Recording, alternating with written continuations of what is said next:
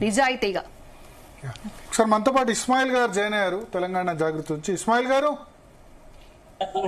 Good evening. రెండు comments ఇవ్వాలి. ఒకటి, అమరవీరుల కుటుంబాలకి న్యాయం చేయలేకపోయాం. ఓకే.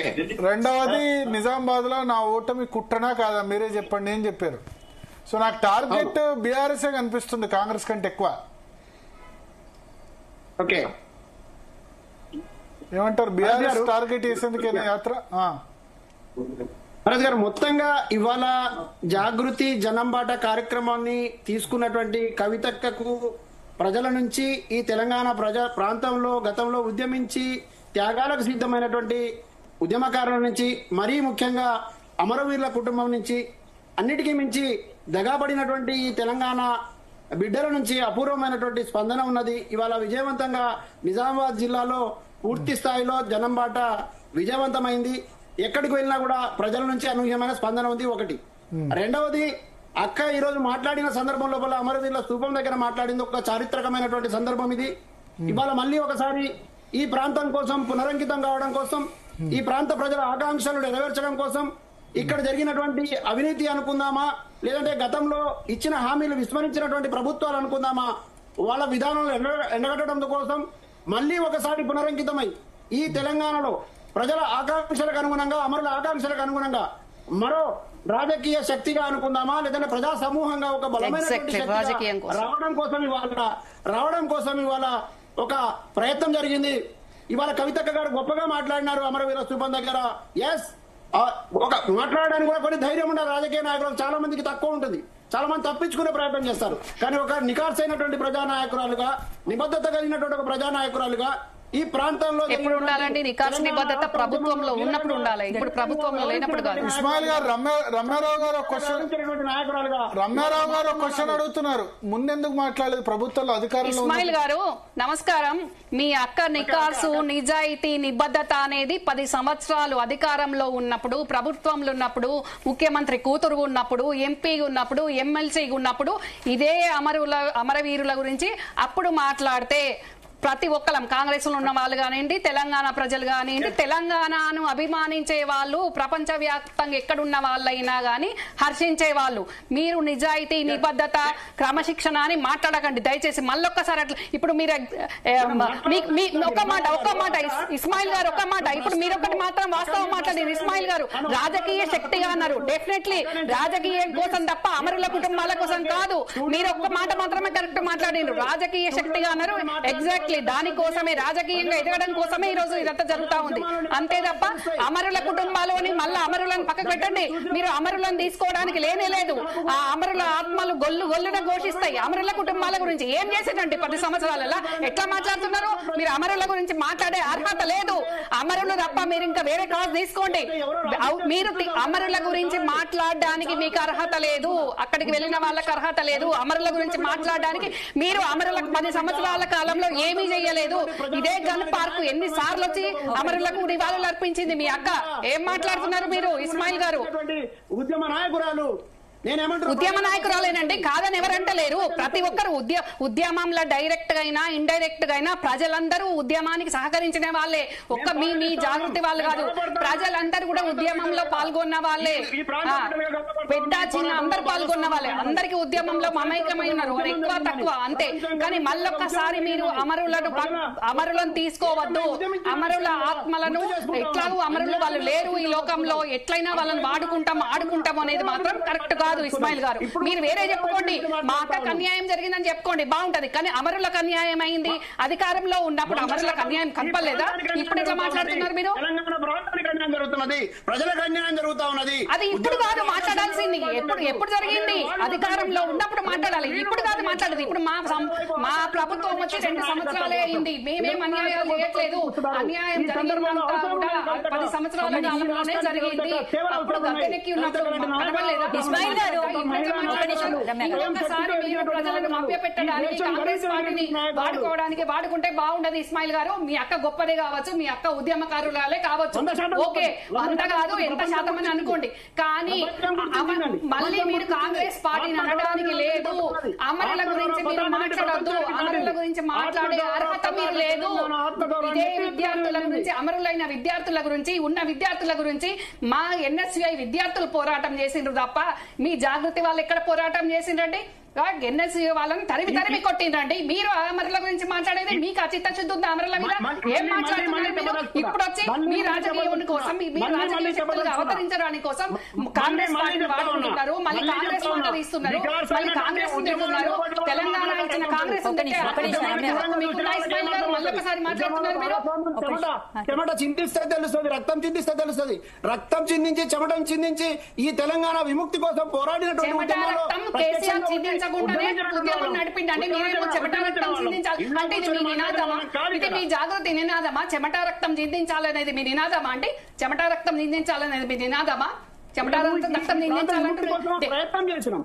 ఉద్యమంలో చెమట వచ్చిండ్రు, ఓకే, రక్తం చిందించడం దేనికోసం? రక్తం ఎందుకు చిందిస్తారు మీరు? దేనికోసం అంటే ప్రశాంతంగా ఉన్న తెలంగాణను రక్తం చిందిపిస్తామని మాట్లాడుతున్నారు.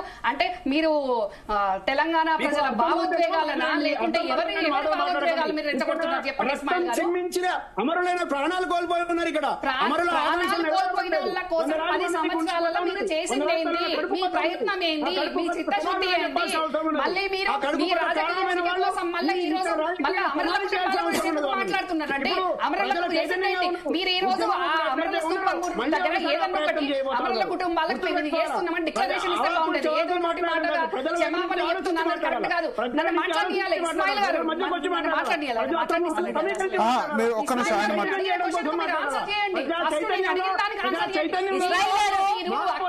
అమరుల సాక్షిగా ఏదన్నా అమరులకు మేము ఇది చేస్తున్నాము అని మీరు చేయాల్సింది ఉంటే కదా. ఏది స్టూడియోలో కూర్చుంటే ఉద్యమాలు రావండి, ఇంట్లో కూర్చుంటే ఉద్యమాలు జరగవండి.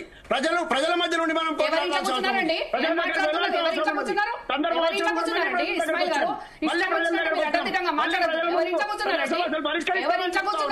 ఏం మాట్లాడుతున్నారు మీరు? ఎవరింట్లో కూర్చున్నారు? ఇంట్లో కూర్చుంటారు మళ్ళీ మళ్ళీ చెప్తా ఉన్నా, ప్రజల మధ్య నేను కూడా చెప్తా ఉన్నా.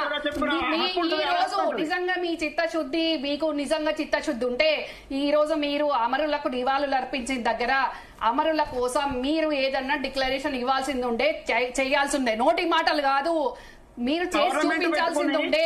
అప్పుడు ప్రభుత్వంలో ఉండి చూపలేదు, ఇప్పుడు చూపలేదు. మళ్ళీ ఇంట్లో ఉండే ఉద్యమాలను ఎవరు నవమానిస్తున్నారు? మీరు ఎవరు నవమానిస్తున్నారండి? ఇంట్లో ఉద్యమం సహకరించిన వాళ్ళు కాదా? చాలా మీరు మీ మాటలను వెనక తీసుకోవాల్సిన అవసరం ఉంది. ఇస్మాయిల్ గారు ఏం మాట్లాడుతున్నారు మీరు? ఇస్మాయిల్ గారు ఇంట్లో ఉన్న వాళ్ళు ఓట్లు వేయలేదా? తెలంగాణ రావాలనుకోలేదా? వాళ్ళ ఉద్యమంలో పాల్గొన్నట్టు కాదా? ఎంతమంది ఉద్యమానికి సహకరించారండి? ఏం మాట్లాడుతున్నారు మీరు ఇస్మాయిల్ గారు? ఈ రోజు మీ అక్కతోటి మీరు ఉండండి, ఎవరు కాదని మాట్లాడితే మాత్రం బాగుండదు. ఇస్మాయిల్ గారు చెప్తున్నా, మిమ్మల్ని ఒక సోదరుగా నేను గౌరవిస్తా, కానీ మీరు ఒక జాగృతి లీడర్ గా ఇష్టం ఉన్నట్టు అడ్డగోలుగా మాట్లాడితే మాత్రం ఊరుకునేది లేదు. అనే మాటను మీరు ఉపసంహరించుకోవాలి. ఫస్ట్ మీరు ఇంట్లో కూర్చుంటున్నారు అనే మాటను ఉపసంహరించుకోండి. ఫస్ట్ అది ఉపసంహరించుకోకుండా మీరు ఇష్టం ఉన్నట్టు మాట్లాడితే మాత్రం కుదరదు. మీరు చేసింది ఏం లేదండి. మీ జాగృతి కానివ్వండి, అధికారంలో ఉన్నప్పుడు కానీ ఏమీ చేయలేదు. మీ పిఎలు దోచుకోవడం, దాచుకోవడం తప్ప ఏం చేసిందండి? మీరు ఏం చేసిండ్రు చెప్పండి? 1200 అమరులకు మీరు చేసింది ఏముంది? కనీసం 12 డజన్ మంది కన్నా చేసింది. 1200 మంది ఏం చేసింది చెప్పండి? మీరు చేసింది చెప్పండి.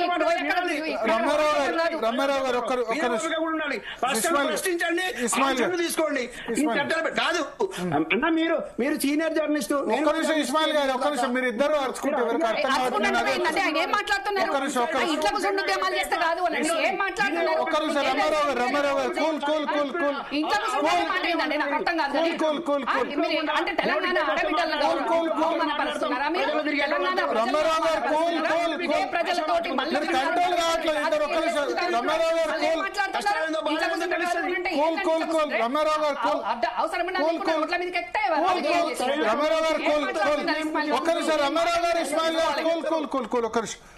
ఇస్మాయిల్ గారు ఒక్క నిమిషం, మీరు ఒకళ్ళ తర్వాత ఒకళ్ళు మాట్లాడండి. ఇప్పుడు ఆమె ఏమో అబ్జెక్ట్ చేస్తారంటే మీరు ఇంట్లో కూర్చోండి.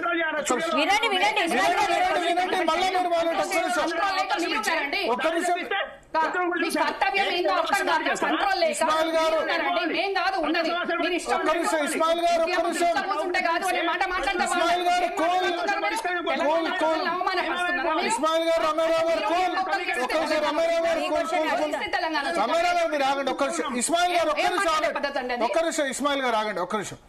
ఒక్క నిమిషం నేను అప్పటి నుంచి ఎంత మాట్లాడినా మీరు ఇద్దరు ఆగట్లేదు. ఒక్క నిమిషం.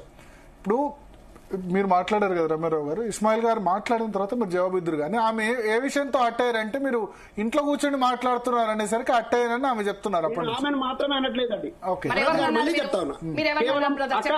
అక్క మిమ్మల్ని మాత్రమే కాదు విమర్శించేటప్పుడు మాట్లాడే అందరికి హక్కు ఉంటుంది. కానీ కూర్చొని మాట్లాడడం వేరు, ప్రజల్లోకి వెళ్ళడం వేరు అని చెప్తా ఉన్నా. ప్రజలకు వెళ్తే బాధలు తెలుస్తాయని చెప్తా ఉన్నా. ప్రజలు ఇక్కడ రావాలి మా దగ్గరికి, మేము ఆశగా ఉన్నాం, మా సమస్య పరిష్కరించడం కోసం పలా నాయకులు రావాలని ఆశగా చూస్తా ఉన్నారు. ఆ నమ్ముకున్న ప్రజల దగ్గరికి నాయకురాలు వెళ్ళడం తప్ప, ఆ ప్రజల ఆలోచనల మేరకు పనిచేయడం తప్ప, ఇవాళ ఆ సమస్య పరిష్కారం కోసం మేము కృషి చేస్తామని చేయడం తప్ప, ఒక వాగ్దానం చేయడం తప్ప, తప్పులు జరుగుతాయి.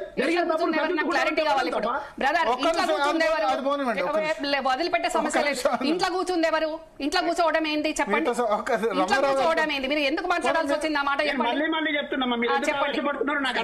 మీరు ఇంట్లో కూర్చోవడం ఎవరు కూడా విమర్శలు చేసేవాళ్ళు ప్రజల్లోకి వచ్చి మాట్లాడితే, ప్రజల్లో ఉండి మాట్లాడితే నేను స్వీకరిస్తానని చెప్తున్నా. ఇప్పుడు ప్రజలు విమర్శలు చేస్తున్నారు, ప్రజలందరూ రోడ్ల మీదకి వస్తారా? ఇస్మాయిల్ గారు ప్రజలే విమర్శలు చేస్తారు, రాజకీయ నాయకులు కాదు. ప్రజలు కూడా రాజకీయ నాయకులు విమర్శలు చేస్తారు. బ్రదర్ మీరు కూల్ గా ఆలోచించండి, కూల్ గా వినండి. ఇస్మాయిల్ గారు కూల్ గా వినండి. రాజకీయ నాయకుల మీద ప్రజలు విమర్శలు చేస్తారు. ప్రజలందరూ విమర్శించడానికి బయటకు వచ్చి రాజకీయ నాయకుల ఇంటి చుట్టూ రారు. విమర్శ చేసేదే ప్రజలు, మన కోట్లు వేసేదే ప్రజలు. మరి ఇంట్లో కూర్చొని మీరు ఏ ప్రజలను అవమానిస్తున్నారు? అంటే అవసరం ఉన్నా లేకున్నా అధికారం కోసం రోడ్ల మీదకి వస్తేనే ఉద్యమం చేసినట్టు పని చేసినట్టు ఏం మాట్లాడుతున్నారు ఇస్మాయిల్ గారు? చాలా తప్పు మాట్లాడుతున్నారు, కరెక్ట్ కాదు. మీరు మీ రాజకీయ శక్తులుగా అవతరించడానికి కోసం, లేకుంటే మీ అక్కక న్యాయం జరగాలనో అన్యాయం జరిగిందనో మాట్లాడుకోండి, పర్వాలేదు. కానీ వేరే వాళ్ళను మీరు అవమానపరిచే విధంగా మాట్లాడడం కరెక్ట్ కాదు. ఇంట్లో కూర్చోవడము, బయటికి రావాలనడం కరెక్ట్ కాదు. ప్రజలే విమర్శలు రాజకీయ నాయకుల మీద. మీకు మీరు ఒక అవగాహనకు రండి. ప్రజలు విమర్శలు చేస్తారు రాజకీయ నాయకుల మీద, ఇంట్లో కూర్చొని అని మాట్లాడద్దు. రాజకీయ నాయకుల లక్షణం కాదు, రాజకీయ నాయకుల లక్షణం కాదు. ఎంత మాత్రం కరెక్ట్ కాదు. మాట్లాడితే మనకు పొరపాటు జరుగుతాయి. పొరపాటును హుందాగా ఒప్పుకోవాలి. కానీ ఇంకా నన్ను కాదండి, ఎవరిని అనద్దు. ఎందుకంటారండి? ఎందుకంటారు? ఇంట్లో కూర్చోవడం అంటే ఏంటండి? మరి ఈ ఇంట్లో కూర్చున్న వాళ్ళు ఓట్లేస్తేనే కదండి ఎవరైనా రాజకీయ నాయకులు. ఏం మాట్లాడుతున్నారు? ఇస్మాయిల్ గారిని అడుగుదాం. ఇప్పుడు టార్గెట్ ఇవాళ ఫస్ట్ డే నాకు టార్గెట్ ఎక్కువ